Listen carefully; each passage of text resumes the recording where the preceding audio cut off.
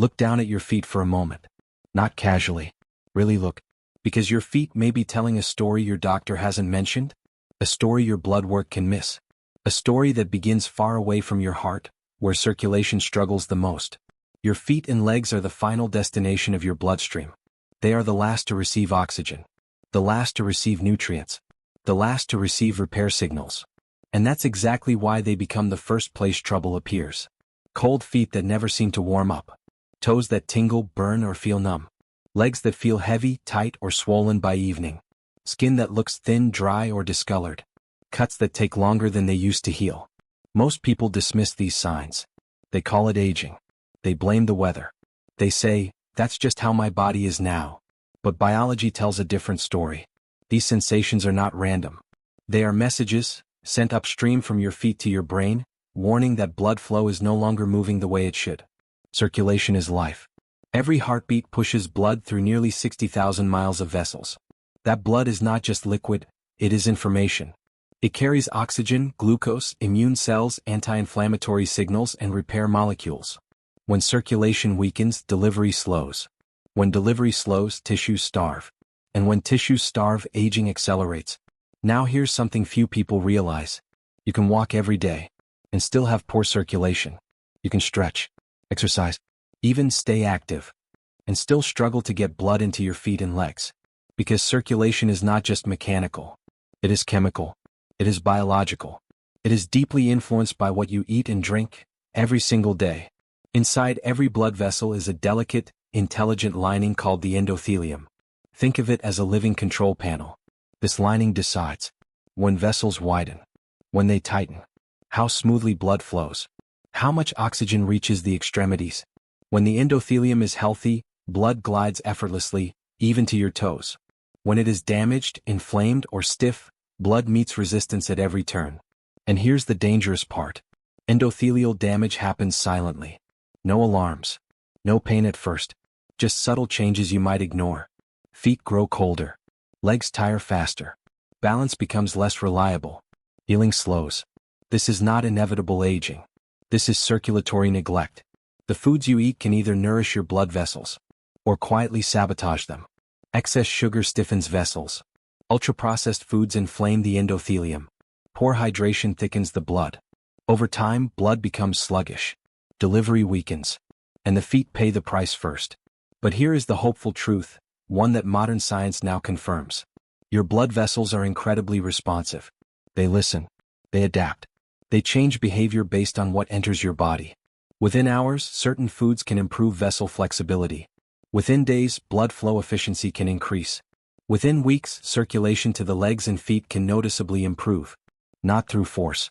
Not through extreme measures. But through specific biological signals delivered by food and drink.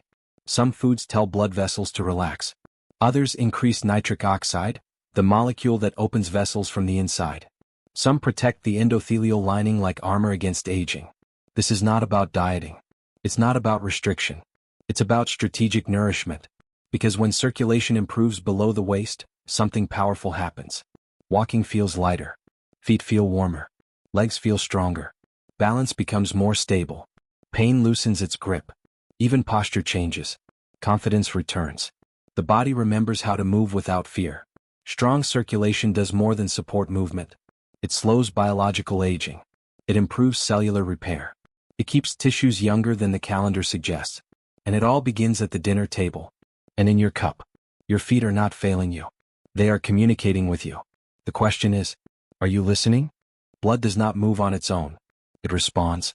It responds to signals, chemical messages released by the foods you eat. Every meal either tightens your blood vessels or teaches them how to relax. This is where circulation is won or lost. Inside your body, blood flow is controlled less by pressure and more by permission. Blood vessels must be given permission to open.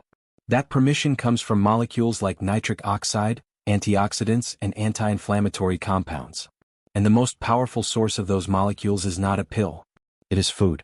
Let's begin where circulation truly starts to change: green plants. Leafy greens are not just healthy. They are biochemical tools. Spinach, arugula, beet greens, Swiss chard, romaine. These plants contain natural nitrates. When you eat them, something remarkable happens. Your mouth bacteria begin the process. Your stomach continues it. Your blood vessels complete it.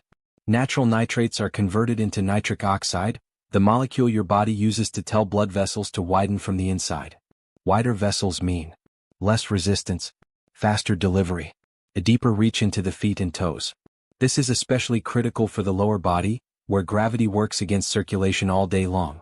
Now let's talk about beets because they deserve special attention. Beets don't just support circulation, they optimize it. They increase nitric oxide efficiency. They improve oxygen usage. They help blood travel farther with less effort. This is why athletes rely on beets. But for everyday people, the effect is even more meaningful. Better blood flow to the legs means less heaviness, less cramping, more endurance when standing or walking. Beets don't force the heart to work harder. They make the blood smarter. Now shift your attention to healthy fats, because blood vessels are made of fat-based membranes. When you consume the wrong fats, vessels stiffen. When you consume the right fats, vessels stay flexible. Extra virgin olive oil is one of the most protective foods for the endothelium.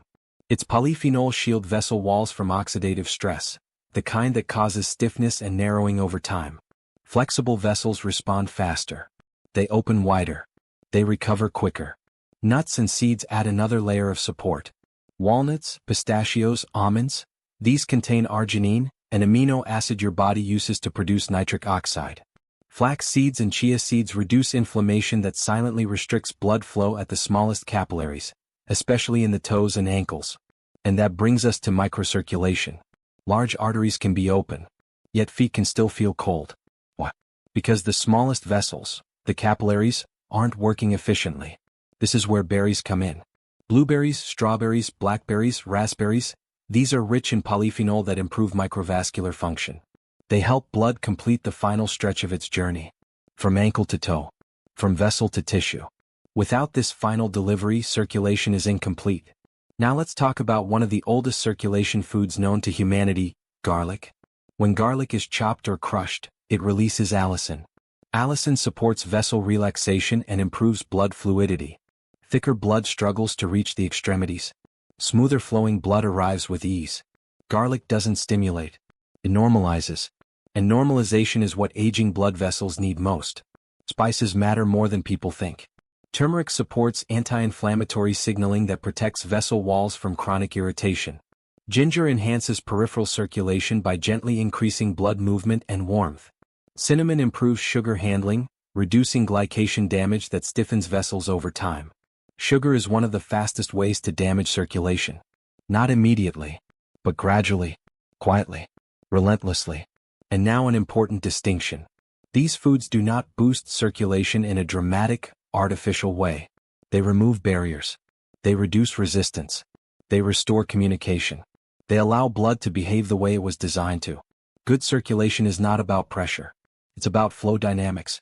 Think of a river. A healthy river flows effortlessly. A damaged river is blocked by debris. Food removes the debris.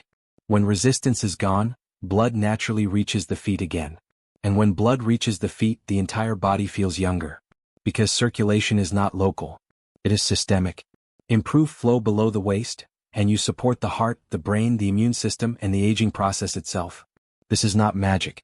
This is biology responding to nourishment. Blood is not only shaped by what you eat. It is shaped by what you drink, how often you drink it, and how consistently you send hydration signals to your body. Circulation begins as chemistry. And chemistry begins in fluid. Even mild dehydration changes blood behavior. The blood becomes thicker, slower, less willing to travel to distant places, like your feet and toes. This is why poor circulation often worsens as the day goes on.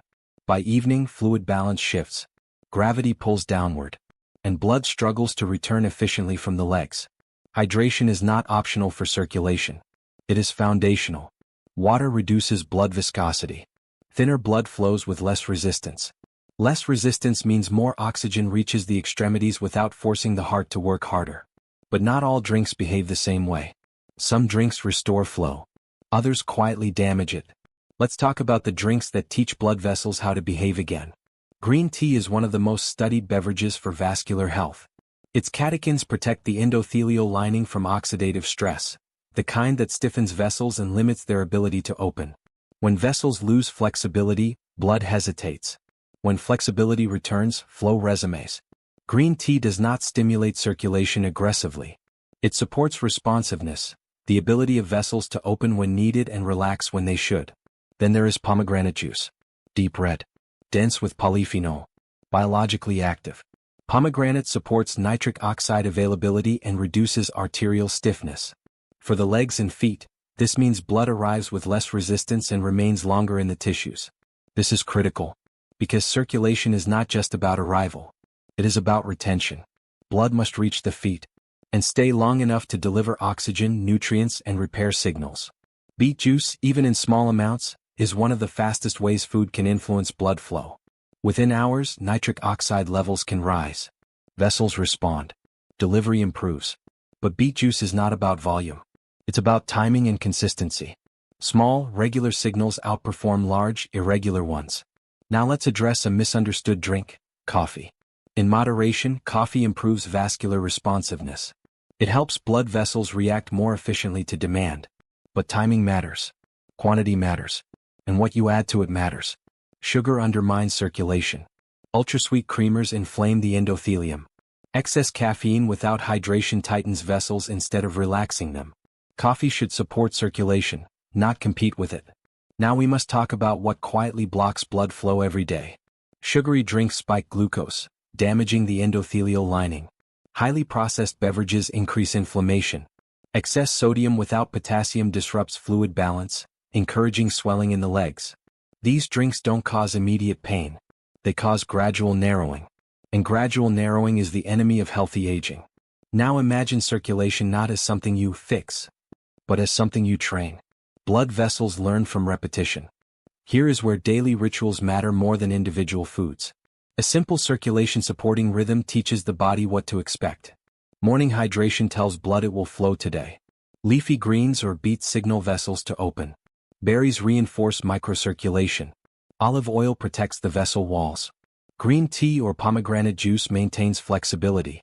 This is not a program. It is communication. When the body receives consistent signals, it adapts. Feet feel warmer, not because of heat but because of delivery. Legs feel lighter, not because of weight loss but because blood returns efficiently. Balance improves, not because of strength alone but because nerves receive oxygen again. Healing accelerates. Inflammation quiets. Movement becomes less guarded. And something deeper happens. Fear fades. Many people unconsciously limit movement because their legs feel unreliable. They shorten steps. They hesitate. They brace. Restored circulation changes this relationship. Confidence returns to the body before it returns to the mind. Strong circulation is not about youth. It is about connection. Connection between heart and feet. Between intention and movement. Between nourishment and repair. Aging does not begin in the joints. It begins in the vessels. And vessels respond to what you feed them. Your feet are not distant. They are not forgotten. They are simply waiting. Waiting for blood that flows freely again. And that flow is rebuilt. One drink, one meal, one daily signal at a time.